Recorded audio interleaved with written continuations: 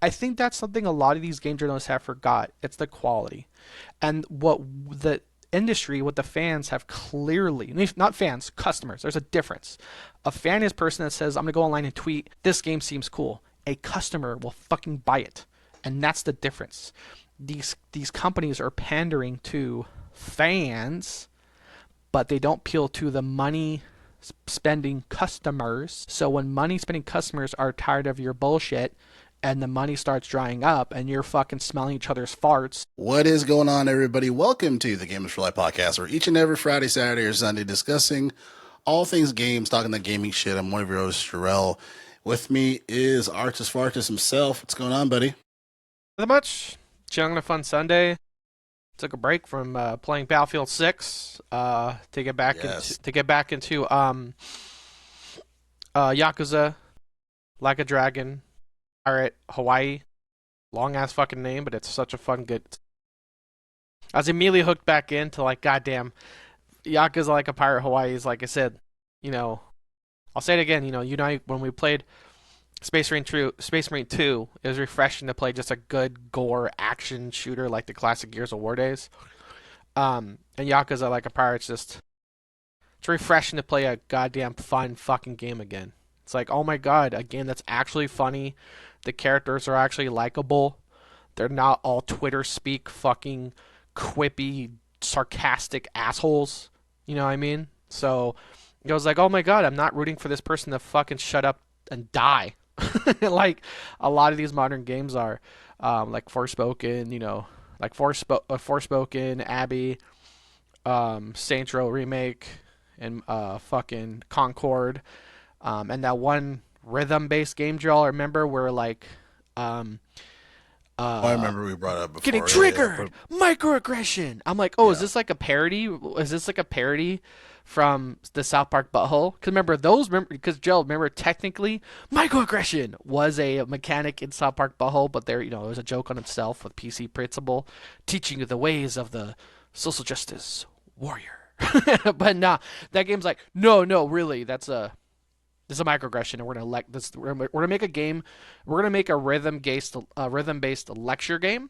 What is it called? Dustborn. Yeah, fuck that game. So yeah, so I'm not playing that game. I've been playing Battlefield, and I took a break to play Yakuza Like a Pirate. Did some karaoke. Went fishing. Fought some motherfuckers. Real quick drill. I'm slowly embracing the weirdness that is Yakuza.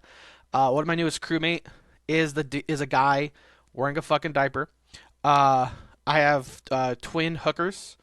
My ship kind of because you could customize your ship.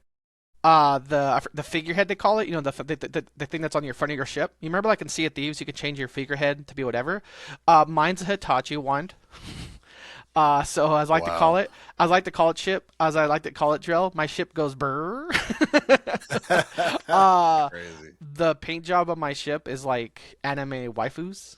Uh, and it just, yeah, man. So, yeah, we have some shit hot takes to talk about today. Some shit hot takes to talk about today, going away from fun games like Battlefield and Yakuza. Right, exactly. So before we get started, if you're watching this, hello, be sure to subscribe on our channel at G4L Podcast. That is the YouTube channel for Gamers for Life Podcast. That is where Arthur does the streams for the Gamers for Life Podcast. That's where we have our episodes, obviously. And everything else, you can go to linktree.com/, Gamers for Life, the number 4 life. That's the one stop link to all our stuff. And here at the Gamers for Life podcast, we read the news where you can watch and listen when you choose by clicking on the links at the time code within the description of the episode. See, you can go to what segment you prefer, or you can just hang out with us here at the Gamers for Life podcast. And starting out, I mean, just, we briefly talking about Battlefield, 7 million copies. 7 million copies as far as for the launch sales metrics. So, I mean, it's Pretty definitely impressive for a sixth game, according to IGN. Pretty impressive, Drill, for a game that got a six. Real quick, I'm gonna just look up Dustborn real quick. I gotta look up Dustborn IGN review real quick. Because if you yeah. guys ever want to get pissed off, just look at IGN review. Hey Drill. According to IGN, You're gonna have a better time playing Dustborn than Battlefield 6. Dustborn got a 7. Wow. Yeah, man, it's I mean the game has just shown like, hey, this is how games used to be. This is how games should be, and this is how fun games are made, from an there is so many layers of bullshit that the team defied, right? They defied the fact that, well, this game can't be optimized and look great. The whole Randy Pitchford bullshit where he basically just dug his entire dev team their own grave because he decided to run his fucking mouth like a fucking insane moron that he is. So that whole notion just being debunked. You know what I mean? There is 5, 10, nearly 10-year-old hardware that can run Battlefield 6. Obviously in a lower setting, but it can run it, and it can run it very well. So define that. Define the multiplayer aspect of it, being able to have so many people on the map, and even some of them are bots or whatever, but like it's just the fact that they're able to encompass a solid multiplayer experience and a beta that was flawless. Because I remember we were talking about it before. I was like, this feels different. We were watching some of the gameplay before we went to the beta, and I was like, Yeah, this feels polished. it Crazy polished. it felt polished and ready to go. No, because I say I Exactly. have been burned too many times, or we're skeptical about modern day betas, where it's like, hey, a beta comes out a month before the game comes out. They aren't changing. Fuck, like that's a demo, my dude. We've had those, yeah, we've had those too, where the beta arguably is better than the full game. Yep, We've Diablo, look had at that you. before as well. So yeah, absolutely, ready to go. And it definitely was, right? And it handled the cues very well. Goddamn plane flying over mid. The going And with the in the queue. with the cues with Boeing flying over your head. Ooh, careful if you got Boeing by you. With the queues, I'll say this, Drill. I was playing day one. There'll be times, Drill, this week. Dude. There was times this week. I was hopping on a Thursday, and I was like 4,000 in queue. I had to wait like 60 seconds, but I was like Wow. proud because Yeah. that's like to a point what keeps live service games alive. I've talked about this before. Not to go down a rabbit hole, but at the end of the day, if a live service game is not quote unquote popular, it's quote unquote dead because no one wants to like wait in a queue forever. When I was playing with Ricky, he was like, we were constantly complimenting. We're like, speaking queues, Drill, because there's so many people online with this for the $7 million copy sold game that is Battlefield 6. Think, Drill, think of the delay between each match. It's literally like Mhm. what, 60, 30 to 60 seconds max. It feels, I'm not even Yeah. joking. The delay between each match feels shorter than, I'm not even joking, a Starfield loading screen. Oh, If true. you Very because if you true. were to do a stopwatch, sure, the Starfield loading screen might be like, oh, it's 5 seconds slower, but it doesn't feel that way because what's happening? The results, top squad, your squad, progression, challenges you've done. And by the time it gets to the challenge screen, Dundrell, you have 9 seconds. 9 seconds before the next match starts. Yeah. So it's just like, Yeah. so like it's Yeah. when I hop on Thursday and I see like I have to wait, like I said, 60 seconds because I'm 4,000 in queue. I'm like, fuck yeah, dude. Versus like there's a lot of other online games like Overwatch and more where it's like the queue times are bad, or if not bad, but like nowhere near what they were at launch, or know what they were years ago. So yeah, man, Yeah. I'm happy with Battlefield. And remember, Joel, they do have a few announcements. They've announced they've made it easier to unlock early and some mid weapon attachments because they did understand that, hey, it did take a while to snowball, because I think we can all agree, depending on your playstyle, their vertical grip for a lot of guns can be the key for recoil or whatever grip you want. So, like, when we all started playing day one, and I was a little bit ahead of it because I got out early. I took the day off, and I was like, fuck. Like any new gun, it took a while to get that snowball going because you get like one or two, maybe three key attachments, and your gun's like locked in. But until you get those, it is kind of like you just gotta get through the trenches. So like I said, the first patch, I already forget if they've come out with it or I know they've announced it, whether it's live now or it's coming with the coming first season of Battle Pass, which we'll get to. Um, they made it easier to unlock those early game attachments, so that quote unquote snowball to for have you to truly like and like put your gun the way you want it. You get those easier now. And even you're saying, Gerald, because you don't play the game too much, but even you're saying like you get these pretty fucking quick. You really do. I mean, definitely in comparison to like the old school Battlefields. I mean, even from like Bad Company One, um, it was a while, before you were even private, right? Versus like first year rank was nothing, So yeah, the fact that they're able to, get these not only just being promoted and stuff, but getting these weapons attachments much better. One thing I did want to mention, because I feel like it's only fair to kind of mention it before we move on. I'm a little worried about, what we've talked about before, EA fucking it up, right? Like after the launch, it's shown the numbers, right? It's done well, but now we're seeing. I guess there are some skins in the Battlefield, for Battlefield 6 that are coming out or part of a pack or something, and some people were a little like disappointed on some of those skins because I guess they look a little campy or weird or whatever. Nowhere near to like a Call of Duty type of skin, but it was something where it's like, damn, like the EA bullshit starting to slowly but surely kick in, and hopefully it doesn't affect Battlefield long term. From a high view perspective, outside looking in, I don't think it's too much of an issue. But I didn't notice that, where I was like, oh, it's kind of weird. I remember hearing about that. Um, in general, how do you feel about Battlefield 6? Kind of say, I don't know, maybe just like 6 months from now. Are you worried about EA kind of fucking it up? I am.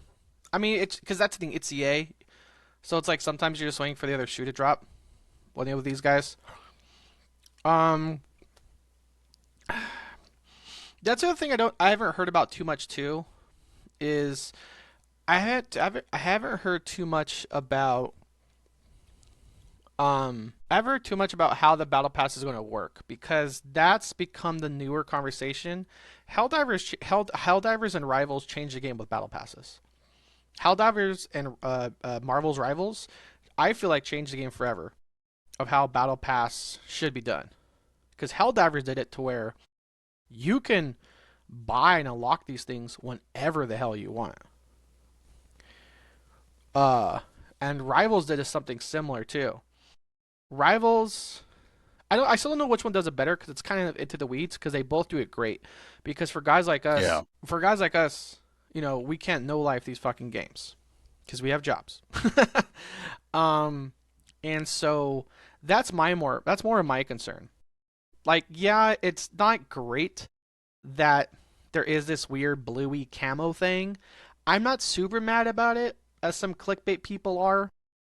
Um, the reason being because here's why, drill. There's a few guns that have that one for one camo in the game, and that seems fine. So now they take that one for one naval blue camo from a gun onto their gear. It's for me, it's not too far of a stretch. yeah, It still seemed out of place, but it's not horrible. It's no Beavis and Butthead.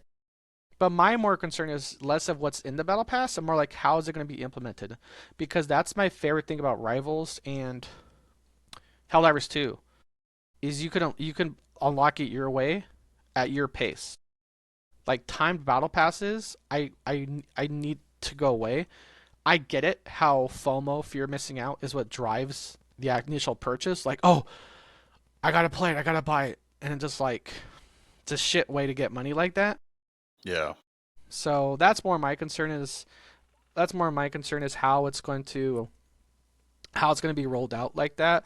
And I haven't heard too much more about that. I don't know if it's because they haven't released the details yet, or because everyone is just more of distracted or focusing on what's been released, which is what's in it so far, which I kind of like. But what's been announced so far, because that's the thing, Jarrell. Also, I know a lot of people are talking about the skins. We're getting more maps.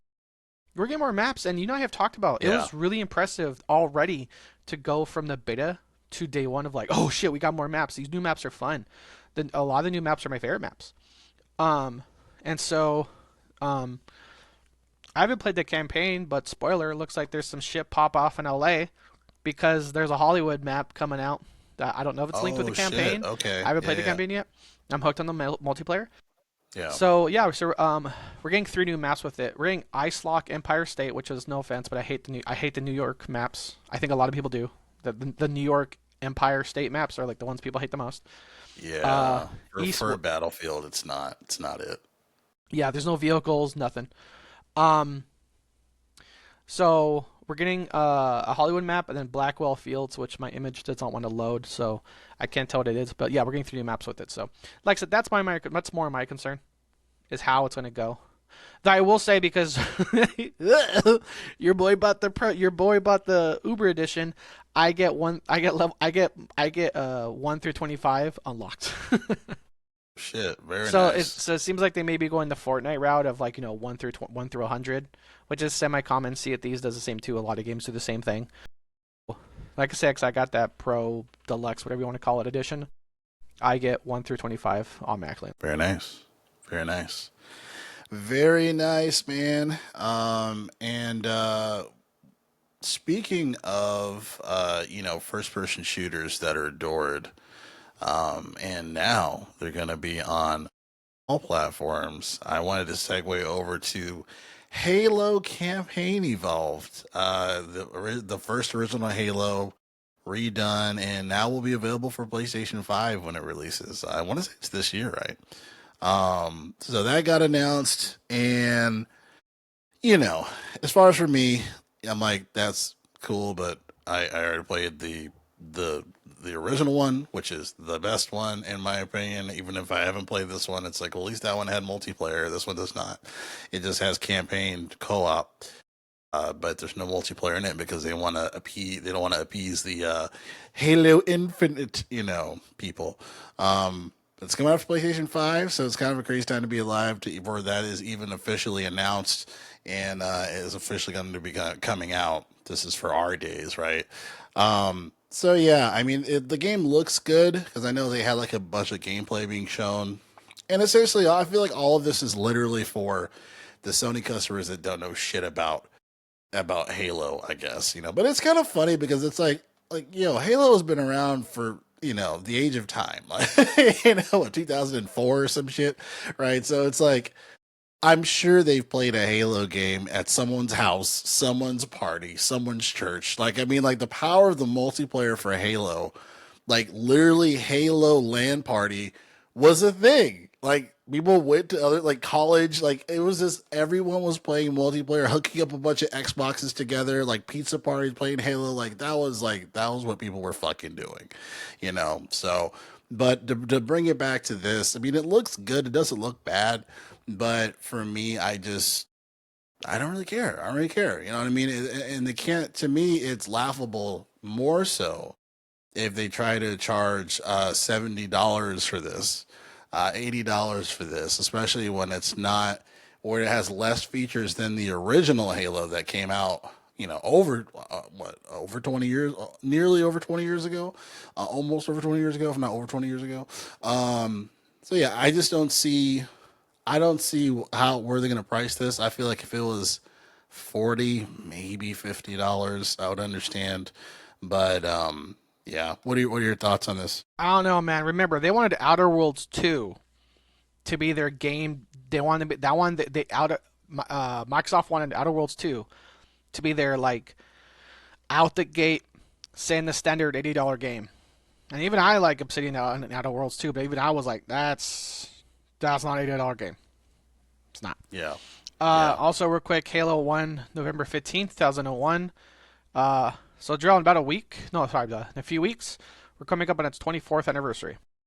Wow. Yep. Wow. So, yeah, here's my thing. That's the thing, too. It's a remake. It's not a one-for-one remaster. They're changing some stuff, and I worry because they're changing some stuff. That might be them trying to validate why the price may not be that $40, $50.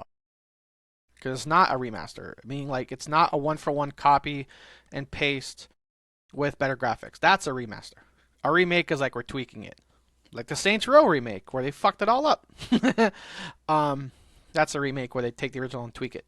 Well, the Um, reason why I say remaster is because I think for Elder Scrolls Oblivion, right, they called that a remaster, right? But that no, wasn't like a. this is a remake. They're Oh, telling us they're adding new shit. Like they told okay. us, they've told us they're Yeah, adding they new say shit. there's certain guns that weren't playable that are now playable in Yeah, this one. no, they're like I said, no, they've told like I said they've told us this is a remake. That's from them that they're doing new shit. It just Um, sucks that they're removing features that were in the original game over 20 years ago. well, do you know what's funny, Jarrell? They did one thing right. They did one thing right compared to 343. Now Halo fucking Studios. Right. They remembered. Oh yeah, we got to make the campaign cooperative, guys. I still can't believe Halo Infinite Yeah. had the gall to fucking exist day one without being cooperative. Like, what are they doing? It's like, hey, let's make, what were they going for, Joe? Skyrim with guns? An an open world shooter. You know what I mean? It's, Yeah. I hey, mean, you like, it's, yeah. it was like it wasn't one for one, but it was like I said, it felt like almost like Far Cry, but with Halo skin. Actually, no, because Far Cry 5, no, because the Far Cry games are cooperative. So what the fuck? No, no, even the Far Cry campaigns are cooperative. They're Yeah. not four-player cooperative, but they're two-player cooperative. So I played every single one with Asian. Mm, mm. So Yeah. Yeah. yeah, Because, man. yeah, because oh, fuck, what was I going to say? I just goddamn lost it. Oh, yeah. So for Halo Infinite, like, to me, it seemed that the writing was on the wall. The campaign was never the primary notion. Right? It was never that was never the objective. That was a second thought after nature, if you will. And unfortunately, it absolutely showed, but it just wasn't communicated at all. Right? They just wanted to call Halo Infinite. They didn't really want to discuss anything about like what the fuck is what's the actual gameplay footage of this. They just kept showing the multiplayer, but then they're like, oh yeah, there's no campaign. I mean, not yet. I mean, I still remember, Joel, when you and I did a live stream. It was a Game Awards or E3 or something, a showcase. I called it day one. The Halo Infinite was not Halo 6 because, like Resident Evil, Halo follows that naming scheme. Well, there's the main plot that is Halo 1 through 5, and then all the side things are like side stories. ODST, Reach, Wars. I know it's a totally different play style of RTS, real time strategy, but still, it follows that thing. So when I was like, ooh, Halo 6, and they're like Halo Infinite, I'm like, ooh, that sounds like a side story. It's because that's how the naming scheme has gone. So I was skeptical of Joe, I was skeptical of the base fucking story since the very first title card. And it's like, goddamn, I get it. I'm that guy years in advance telling you it's gonna rain, and you're like, oh, it's fucking fat, crazy old guy. And guess what? We're all soaked. I'm the only one with an umbrella. I'm just like, I just still like that I call that shit day one title card. I'm like, whoa. There's not Halo 6. I want Halo 6. Where's my Halo 6? And I'm still pissed, Drell. I'm still pissed I will never get the game I wanted. I want to see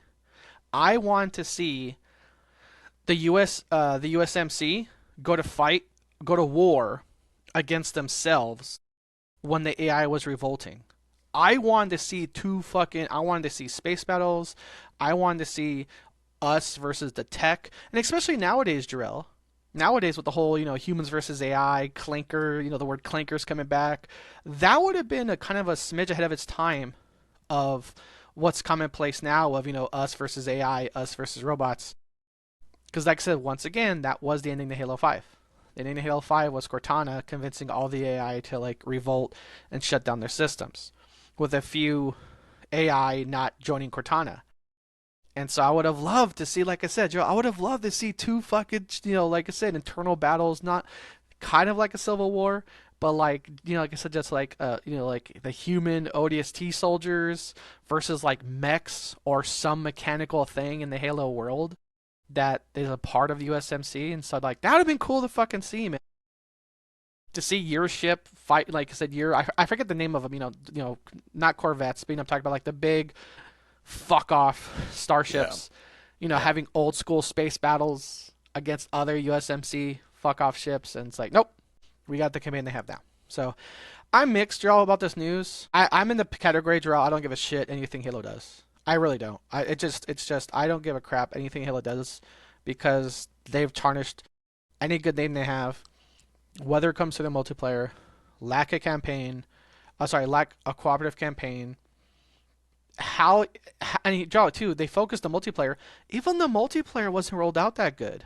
There were features that were removed that they got what a year after launch, like the Forge. Because Drill, back to Battlefield, Drill. What's one thing that Battlefield does now on Fridays? FNB, Friday Night Battlefield. What's Friday Night Battlefield? Those are sponsored, supported, community-made servers or made modes that the Battlefield actual server highlights to have you go try out. So what's one thing that Battlefield had day one? I'll forget what they call it. We'll call it the Forge. Remember, Joel? That's where people can make their own lobbies, make their own things. That's something Halo used to have too. That's where it came from. It came from Halo's Forge, and it took Halo like a year after launch to be like, oh yeah, we should have that too. so like I said, man, like I said, to go from Battlefield to even talk about like Halo, I'm just like, oh cool, it's coming to PlayStation 5 campaign only. I'm happy for those customers. If you've genuinely never played the original Halo, this is going to be a fun experience. No one can deny that. But all the other behind the scenes background shit that studio is doing, I couldn't give two shits about. Yeah. Yeah, I think that's fair. Yeah, I think that's a fair assessment. Yeah, I definitely agree with that. Most definitely. I wanted to strangely segue over to and so it's funny this week. One of the big news pieces was the amount of how many journalists have been laid off, right, recently. And it's to me, it's saddening because the response to it, it's like no one wants to address really the elephant in the room. And I'm talking about specifically, and I'm a fan of this editorial, but I just didn't really care for the response of the news article for the podcast for VGC. So and the guy who made the points. I want to say it was Andy, but he made the points. As far as like how we need good journalists, in the scene or whatnot. And then as far as how like a lot of it's like, yeah, a lot of these YouTubers and stuff, like they want to shit on journalists that are being laid off, but then it's like they're using our editorials and stuff for their show. But I just feel like they're ignoring the fact that but there hasn't been real journalism for a lot of these editorials. Like that is like I understand if you want to stand up for journalists or to stand up for journalists that are good journalists and they're being laid off. Like I understand that, but the what a lot of YouTubers are pissed off at is when journalism isn't happening, you have these personal stances that are getting in the way of what they're doing, and it's like stances that really don't make any sense. It all goes back to like that GameSpot article of the journalists that didn't want to be the cops when they play Cyberpunk. You know what I mean? Even though that's a portion of the game, so it's just like that's not journalism. And to clarify, Joel, the article. Oh, just to clarify real quick to back it up, you're talking of a podcast response to an article came out that said like I think what was the number like 1,600 game Yeah, it journalists was have lost their jobs in the thousands of industry. So that's thousands the of context. There was an article where it was like 1,000 plus game journalists have lost their jobs over the industry in the industry. And then Video Games Chronicle was talking about it and had a take that was like kind of corpo or like defensive and nothing, and it wasn't accountable. Like I said, Joe, look at Black Myth Wukong. You remember who was it? Oh, it was Game Rant. You remember Joe? Game Rant literally gave Black Myth Wukong a lower score because a Chinese made game about Chinese fucking mythology wasn't inclusive. Like, hey yeah, guys, like like I said, where's the journalism in that? like, hey Like guys, shot in the fucking dark. Shot in the dark. Filipino mythology doesn't have a lot of Native Americans in it. Sorry. Don't know what to tell you. There's no. I'm sorry. Amana Nangal is not fucking Cherokee. I'm sorry to fucking burst your bubble about it. Oh, and here's the thing, Drill. And here's another thing too, Drill, why this shit's so two-faced. Assassin's Creed Origins came out. Takes place in Egypt. Where is the backlash? Where was the backlash about? Where's the backlash about like, oh, there's no, Southeast Asians. There could have been more BIPOC representation. There's more like, it's almost like when you make a period-paced game that takes place in the world at a certain place in time before fucking multiculturalism or world travel fucking existed. Oh, it's almost like way back in XBC, the vast majority of people in Egypt were Egyptians, and again, all this other shit. Like again, like we make a game about any mythology. You make a game about Appalachian mythology. It's like the Wendigo and fucking that I forget the name of it. That jackrabbit that has the antlers. It was in Jackie Chan Adventures. You know what I'm talking about. And it's like, oh, hey, someone made a game about American mythology, like the Wendigo, Bigfoot, Paul Bunyan. How come there's no people from Thailand? It's like, god damn it. And so the fact that, we're talking about Battlefield, a multiplayer game selling 7 million copies. Black Myth Wukong was a single player game that sold, what was it, Joe? Like upwards of like 10 plus million? Yeah, over 10 million copies. Yeah. And they're still and they like in the actual tangible scoring card, like what lowered its score? Lack of representation and inclusion. It's a foreign-made game. Yeah, about mythology. This isn't like a presentation for a classroom. Yeah, it's like, what are you talking about? So for me, when it comes to this larger thing about game journalism, there's multiple aspects of it. To its core value of why so many game journalists are getting fired, so many game journalist companies, entities are being bought out or fucking X'd out completely. It comes down to the base core. They're not doing their job. They're not. Their job is to like give us a review of the game, tell us what the game is. Article 1. Article 2. Separate from that, all this other bullshit. It's like, oh, China's doing all this shit, so we're gonna get mad at the developer that happens to be in the country of origin where it's from. Like, are you fucking serious? Like, really? Because last time I checked, you guys love talking about fucking League of Legends of Valor and all this other bullshit.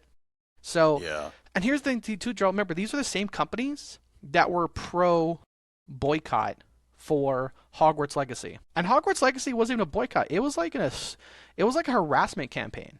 It was like to some degree a fucking harassment campaign of like death threats. It was a smear campaign. Yeah, it was a smear campaign. It escalated to like death threats, and it was like fueled the fire because the industry, quote unquote, was supporting it via these quote unquote game journalists. It's like, dude, just say you want to be a professional protester. Just fucking say it. But get the fuck out of this industry. It's like, oh, how's the blocking? It's not progressive. Okay, well, how's the XP? How's the level up system? Is it a skill tree? Or is it like a challenge base? Is it like, hey, there's a new Bethesda game coming out called Starfield? Is the leveling up system like Skyrim, where you have to do stuff in that realm? Like you have to, in order to level up sneak, you need to sneak more, or do you have to do sneak like challenges, like stealth kills? How do you do stealth kills? This game's super progressive. It's super inclusive. I don't give a fuck. How do you level up? I don't give a crap. Yeah, a lot of these exactly. No, yeah, you're right. You're right on the money. A lot of these journalists, they're not playing the game. They're not playing the game. They're just saying a bunch of stuff that they want to infuse within the game, but that doesn't mean it's a bad game. You know what I mean? So it's like, I think both things can be true, but when it comes to the bigger issue and the reason why the people respond the way they do is what you've exactly said. Like one thing that annoyed me too is that I think it was Chris Scullion, and I have no personal issue with these people. It's just for what they said specifically. Like one of the things they said was like, he was mad as far as like how people like they don't want to read like the whole articles. They just want to read these snippets or whatnot. And I'm like, well, one thing that you have to understand is that when you have these snippets like at the end of articles that is like complete bullshit and stupid, why would anybody want to read the article? You know what I mean? Like we're in a generation where, yes, it is a TikTok generation, but content is content. If there's bullshit content that is a small thing at the end of it, why would that entice anybody to read it? You know what I'm saying? Like, so it's just like both things can be true. And they're feeling their own argument, Drell. Because remember, you and I have looked up articles where the article is posed as a question. that's like a one word fucking answer. And you have to read 4 fucking paragraphs to get told no. Is Yeah, Microsoft gonna do that's this? clickbait Blah blah bullshit. Yep. blah blah blah blah blah. No. And that's On not, to me, that's not journalism, and you these know? articles that are like articles of like this one hit sci-fi game is leaving Game Pass. You'll never guess which one it is. Paragraphs. Paragraphs just be told blah blah blah blah blah blah. This game's leaving October 1st. So, oh, people don't read the full article because guess what? When we do, it's fluff and bullshit. Like I've tried. I've tried to read the article to be like this one mysterious unknown game we can't name is leaving Game Pass. 3 paragraphs get told the fucking title. Like, so when they're Right. like, "Oh, the people That's a are great using the point. clips," it's because I'm only checking your clips because I'm tired of reading your full articles. Jarrell, you and I read and lost brain cells trying to read the debut article of Kotaku's now ex editor in chief. That That was was the one of the most corpo it's one of HR the worst bullshit. articles I've ever read That was so from a bad. professional editorial. That was fucking ridiculous. I was Day like, day one, what? out the gate, first impression, the now ex editor in chief of Kotaku, we read that shit and we're just like, what? It was like one of those work emails you have to read back like 4 times, like, what are you asking? What are you saying? It's like, wait, so they're asking to go left? No, they're asking if they have the ability to go left. No, they're asking if they have the permission, and if permission is granted, then ability to go left. It was just like the most corpo, vague, bullshit like article we've ever read, ever. And I Very bad. just remember we Very were bad. laughing so much of like, what the fuck is this? And shocker, Kotaku got bought out by like some fucking bullshit company. Um, so yeah, entertainment sells and quality sells. I think that's something a lot of these game journalists have forgot. It's the quality.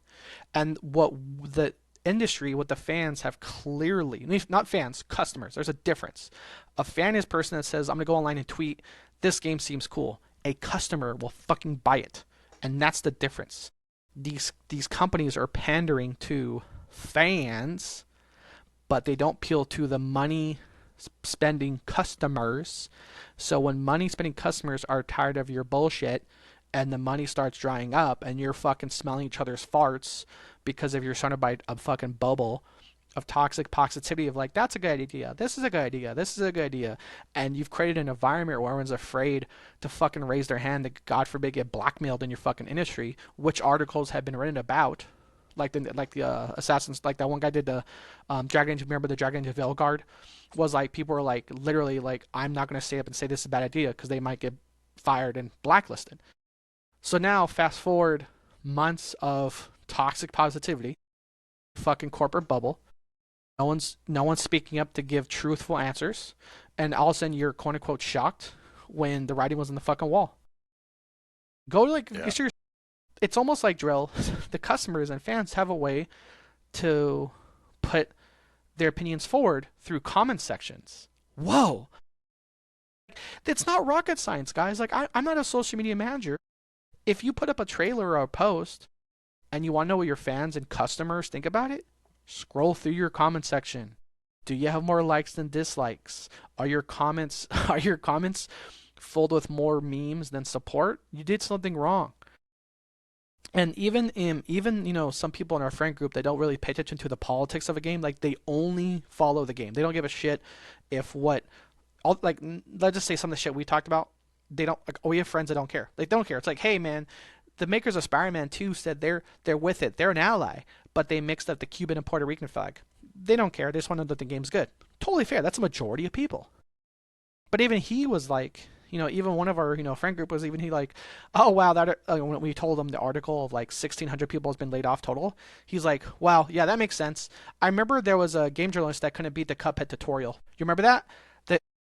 That he couldn't Yeah. he couldn't he Yeah. couldn't jump then dash. He was always jump Yeah. or dash. Like you could do both. And Joe, you remember split fiction? Once your bread and butter. You jump and you dash. That Yeah. fucking game journalist forgot you could do both. Yeah, man. Yeah, and it's funny too because a lot of journalists left and are YouTubers now. You know what Yeah, I mean? And they are running these shows on YouTube. You know, even though I disagree with a lot of decisions that he's made, but like Greg Miller, like he's kind of funny. Alana Pierce, you know what I mean, journalist, and she's now has killing her it. own, Alana Pierce is has her own still platform. killing it. Yeah, yeah, you know what I mean. So it's just like there is an example of people that Colin Moriarty, you know, he's the leader of the Sacred Symbols podcast. You know, so it's like you have these people that are journalists that stepped away from the bullshit corporate rhetoric and then kind of decided to make their own platform, you know, and I respect that, you know, and it's just, to me, it's like both things can be true. It's like, yes, you know, and then also too, like to me, I just feel like there needs to be an evolution of how things are done from a journalistic perspective, or at least for how you're providing these articles and everything. Like, I'm not a journalist, but I can tell when there's a shitty article and when there's a good article and the substance around it. Like, I know the difference between that for that. But it's just, you And can't most expect, customers can. Sorry to cut you off. I was gonna yeah, say they think a lot yeah, of their people are dumb. So like game developers and game writers nowadays, they talk yeah, down to you. It's not yeah, right. sometimes it's not, it's like these pieces aren't really like articles. They're like lectures. They're like, so this is how the game works. Like, yeah, I know. I can beat the Cuphead tutorial. Can you? Fuck you. You know what I mean? Yeah, yeah, So, and but that's the thing too. You're exactly. right. Is like you can like you were saying you can tell when something's good and bad. They assume we can't. Yeah, I mean, yeah, they think that everything they write is gold, and if there's anything bad about it, then it's just like shunning. You know, it's like, so it's just, and like maybe that is an influence from their leadership, but regardless, like the proof is in the pudding. You know what I mean? So it's like you can't expect people to hold a candle to journalists like that, you know, and like have some accountability. Like, it doesn't mean that that them personally have done that, like in theory, but it's like have at least accountability of understanding where a lot of these articles and a lot of these journalists have decided to do, and maybe it is a leadership decision, but regardless, these things are published and people are going to make their comments and have their opinions on, like, this is ridiculous, like this is not journalism, you know. So I just think the tide needs to change, you know, when it comes to that. And it's just saddening that we still, it's like, I understand when it comes to like defending certain things, but like to me that can't be defended. And like if you're not going to mention it, it's worse.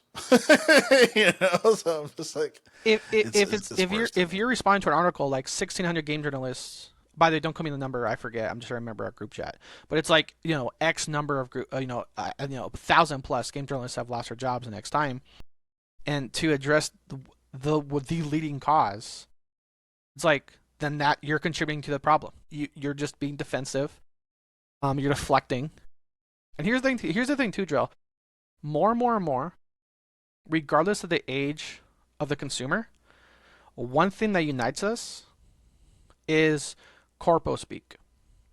And that's one reason why streamers, YouTubers, influencers have had more leeway and sway on games and media is because their fans and their consumers feel like they're more honest, genuine, and human. So even like not I'm gonna do my best like apples like hyperbole example, but it's like even if you take a decent article and the average, let me phrase that, if you take an average decent game journalist article, Drell, and an average decent YouTuber's review in 2025, which one do you think is gonna have more sway? The YouTuber, because it feels more human, it feels more genuine. Um, and I think that's something they need to look at too. Because Gerald, remember I sent you an article. I forget who it was. The Arc Raiders review. Remember someone did an Arc Raiders review, and it feels like they're doing their first college essay, and they just realized that they can use a thesaurus tool in Microsoft Word, and had like the most weird, condescending, long, elegant, sophisticated, intellectual words that had no fucking brevity on the fucking article itself. It was just like, wow, someone's trying to do good on their first college essay, huh? Yeah, someone clicked Shift F7 for the thesaurus, and even that was like, what the fuck are they fluff? bullshit bloated article are you talking about? And even and even who was it? I remember now. It was the video I sent you. It was Co. He does a lot of satisfactory stuff. He's one where again he's really popular because his takes are honest. His takes are honest. Um, they feel genuine. Um, and he was Yeah. saying even if you remove all the fluff and overcomplicated verbiage that was in this fucking article, some of the takes are just wrong. They were like, "Oh, the combat feels blunt." He's like, "No, it doesn't." They were like, "Jumping in this feels this," and he was like doing this on a live stream. He's like, "Look, this is me doing it." No, it's not. What the fuck are you talking about? You know what I mean? Yeah. That's the other thing too is like they gotta remove that corpo speak. And here's the thing too, it could be a rock and a hard place, Drell. It could be something where the higher ups want to do that. Like the higher ups, that's a solid option on the table that maybe a lot of people aren't considering. If that's the case, then it's not a matter of if, it's a matter of when. Because if like from the top down is like, no, we have to keep, these fucking YouTuber kids are idiots. We're educated, we have degrees. We have to show that in our phrasing, our phrasing of our long 6-syllable words. And that's the case. It's hurting them more than they know because just in the modern era, not just in game journalism, but it's in most entertainment or like in consumerism, whether it's a show, a news article, a live feed, anything, period. The second it feels disingenuine, your people don't buy in. Your people don't buy in. Like I said, whether it's an interview, whether it's a fucking job interview, like a fucking news broadcast, um, hell, even with sports, I mean, the fucking CEO of the NBA was like, we're gonna reevaluate our current position on blah blah blah blah blah gambling. 2 days later, the FBI is like, "Fuck you are," and arrested a bunch of people in gambling. So that was just kind of my recent example of again corporal bullshit. People can see through it. Side note, for those of you not aware, a couple of people got arrested from the FBI for insider for like gambling and everything like that. Joel, I'm not sure if you're aware. A couple current and ex NBA I'm coaches and aware. players, yeah. But I that's think just it's my thing. got. Is like that was just my Yeah. thing of the NBA. Like I said, the NBA CEO spouting bullshit, and people just don't buy in, game journalist or Yeah. otherwise. Yeah. I think there's a lot of hypocrisy within that personally, but yeah, yeah. Oh yeah. It's like oh the it's like a corrupted, rigged administration in Congress is Whoa. going to tell someone who you're not rigging this are Mm-hmm. you? It's like you guys just shorted the stock so you guys got more money. Like anyway. Yes, the beacon of honesty and justice, the FBI. Anyway, I know we're running out, 13 minutes here, but I did want to Keep talk going. about, and I know we mentioned their Xbox ROG Ally things, but there was a lot of reviews as far as like tech reviewers, Digital Foundry, The Fox, And I as we mean, even like discussed, Retro fuck Game them. What Core. are your thoughts? So I have an asterisk with everything that I say when it comes to that, just because I don't own one. I do own an Asus ROG Ally, so I can put the Xbox experience on there, which is actually I had seen Steam OS on there. I went back to Windows on it just because I have a Steam Deck. So I will be doing that. But basically, the general consensus, is that it's a good device, but it's not an Xbox. It's not. But what I wanted to talk about, because I know we talked about that before, I wanted to talk about Sarah Bond's interview, and basically her saying that the next Xbox is quote unquote supposed to have a premium experience. It's going to be a premium device, and this is kind of a means test as far as like this is some of the thinking that we have. And man, this thing it's just kind of crazy, just because like this thing is going to be fucking expensive. And if to me it's like they really have to get this software thing down, get the software thing down. And then I feel like that'll be the testament as far as like, okay, this is going to be the official definition of them of what they decide an Xbox is, if it's not going to play your console games, right? And then the fact that they raise the prices on 5-year old, 6 to 6 year old hardware is ridiculous in itself. But some people are saying that it might be $1,000 at this point for this console, and it's probably going to be a PC, right? I think it's Project Magnus. I think that's the project dev type kit for this. So it's very sad. It's very sad to see where Xbox is, and if it wants to be a premium device, that's fine. Like I have, to me, I have no problem with that. Just because the PlayStation 5 is nearing 800, it's like $800 to $900. You know, so it's like, and that's pretty much their main competition, except besides TikTokers, according to Matt Booty. So, uh, from a price perspective, I get it. You know what I mean? If it wants to be premium. My sadness really is just the fact that uh, the fact that whatever they're deciding on an Xbox is it being official, regardless of it not being an actual Xbox. But yeah, what were your thoughts on? Any thoughts on kind of that interview, or just as far as it being a premium experience? And obviously, they think their shit Corpo doesn't. bullshit. Yeah, they think their shit doesn't stink at this point. It's a it's a premium experience. Who defines what premium is? Because people can say, well, premium stuff costs more. Well, then you haven't played an indie game on Steam. Schedule, like we said, what's been the top of the charts on Steam lately? And to a point, console, but not one for one. But like Lethal Company, Peak, Schedule One, that one Duck Escape from Duckov, like Tarkov, but Duck Yeah, game. you put something in the chat on that. Yeah. There's a new RV. There's a RV game out now. You remember Nidhogg? Fucking Worms, Castle Crashers. Years worth of stuff to be like, well, premium mean what? It's gonna come with a free Supreme shirt. What the fuck are we talking about? And here's the why it's not for me. I joke, Drell, or we're both laughing before we are talking before we were chatting here on the group chat. Everything's an Xbox. Asterisk. The ROG Ally X can't play Xbox console games. For $1,000, they convinced you to get rid of your Xbox console to buy $1,000 handheld that can no longer play games your Xbox console could. This is pretty much an expensive Steam Deck. Really, because you can't play console games. You can only play Microsoft PC supported games. So if there are games that are console only, that are not have been ported to online, which there are a good amount, Drill, because I found that out. Like when I turned to my Xbox and bought my PC, I was like, ooh, my library noticeably shrunk. Like that's the thing, Drill. For all this, everything's an Xbox bullshit.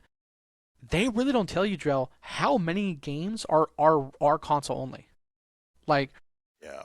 It's it, arguably worse than a Steam Deck too, because you have to remember you get access to that stuff. You don't have to pay a monthly subscription for what is available. You know what I mean? So it's like in a sense, it's kind of worse than a Steam Deck from an accessibility standpoint. You know? and it's it's roughly double the price because one of the Steam Deck models is like 500, 550. And then this is, like Best Buy has it for 999. Like one of my friends, Drill, he bought it into the unboxing video. And I was like, I'm glad you're having fun, but like I said, if people really Did haven't done, church do that? people Was that haven't church? done. No, no, no, no, no, no. Okay. One of my buddies. Because he would do No, he one of my buy them buddies. both, buy one for his cat. Oh yeah, no, my buddy, fan of the show, Ultra Dark. He bought it, and I don't know. I haven't talked to him recently, but like I really hope he hasn't like I hope he still has his Xbox, because if not, like I said, he might be surprised because that's the thing. It's like what's been the marketing for like 3 fucking years. Everything's an Xbox. Everything's an Xbox. Everything's an Xbox. And then you get rid of your fucking console like I did because they tell you everything's an Xbox. If everything's an Xbox, you don't need your fucking console. And then you get rid of your fucking console, and you're like, whoa, where's all my games?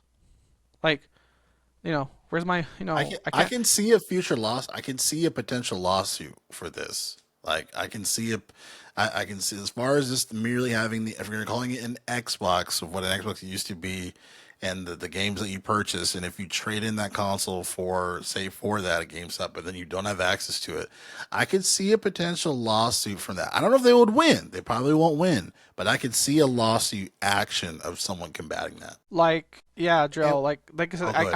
I'm trying to think of an example. So I'm on my library now. Oh, Drill. Here's one. Cyberpunk. Cyberpunk was a game I bought on my console. I can't download on my PC. I have to rebuy it. I have to rebuy it for my PC and I bought it through Steam. Which, by the way, let the record show, like pretty much for every game, I had to rebuy. No, I didn't buy every single fucking one, but like for games I had to buy from console to PC, I bought most on Steam. Not all, because there were some games like I didn't want to lose my save file, like Alien Fireteam Elite, shit like that. Yeah. Um, but like I said, Drill, it was shocking. I'm like, wow. I was expecting, because I've had an Xbox for years. So you remember Xbox used to have the Xbox Gold program where we got anywhere from 3 to 5 games a month for free. So my console library was hundreds, hundreds. I load up my PC, Drill. I'm expecting to scroll for days. I'm like, whoa, what the fuck? Where's my games? Like, it was shockingly short.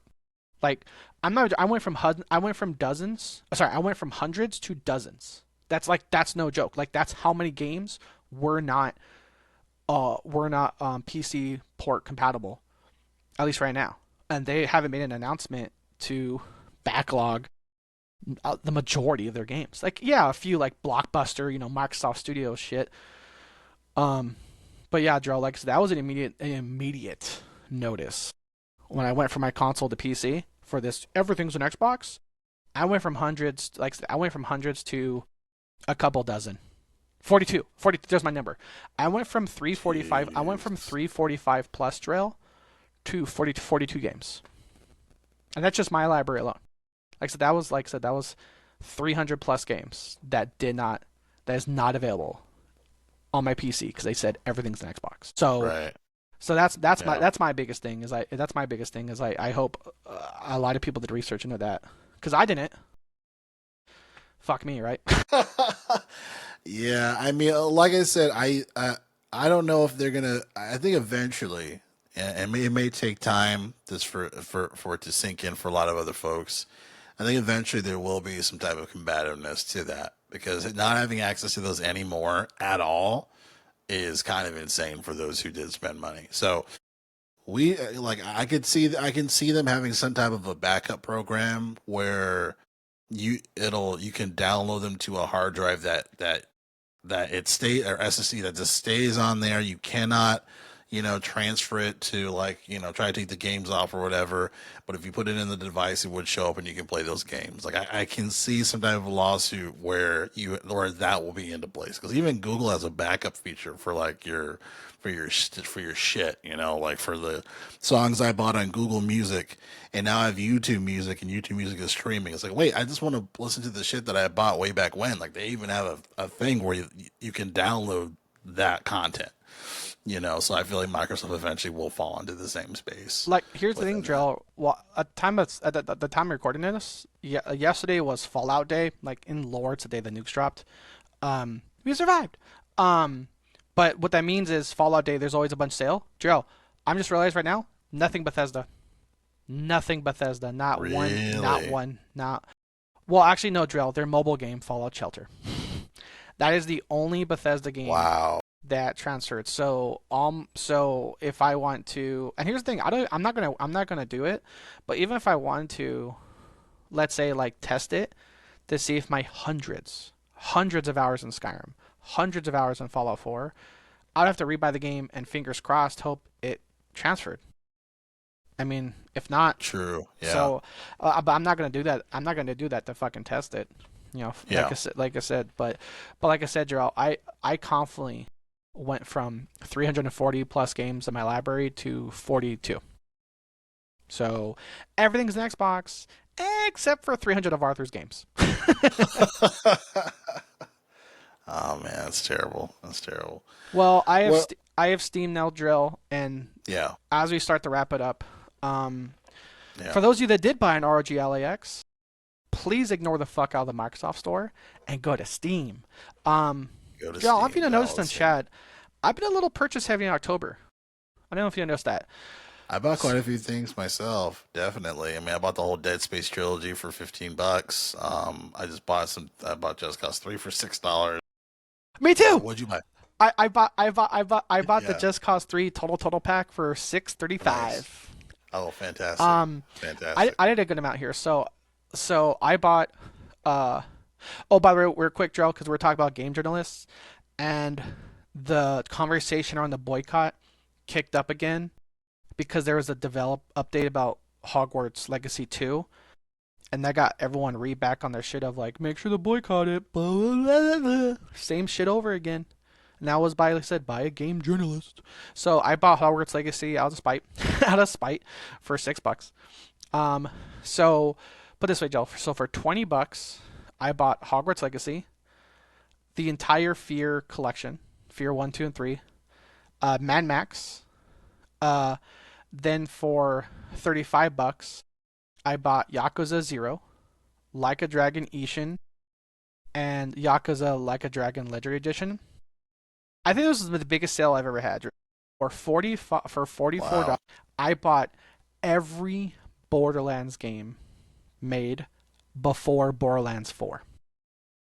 I don't know if you remember. I don't know if you remember, Joel. I put that in. I put that screenshot in the group chat. I saved. I'm not even joking. Like $500. It was an ungodly amount. I don't remember. I don't even mean like just the main Borderlands 1, 2, and 3. No, everything Borderlands. Wow. I bought. Like I got the Telltale game Borderlands. I got the sequel to the Telltale games, Tales from the Borderlands, New Tales from the Mm, Borderlands. Everything. And all DLCs. Everything yeah. for $44. Just Cause for $6. Uh, I bought yeah, and I bought some old school retro Roller Coaster Tycoon pack for $4. Nice. Yeah, man. It's hard to not get a Steam Deck when it comes to stuff like that. Those sales. All right, ladies and gentlemen, we're going to wrap it up here. Again, this is the Games Play Podcast, each and every Friday, Saturday, or Sunday, discussing all things games. And one of your hosts, Sherelle. With me is Arthur Thomas. That's me. Black Friday's almost here. Check out the Steam sales. There you go. Thank you, guys. All right, we'll see you next time.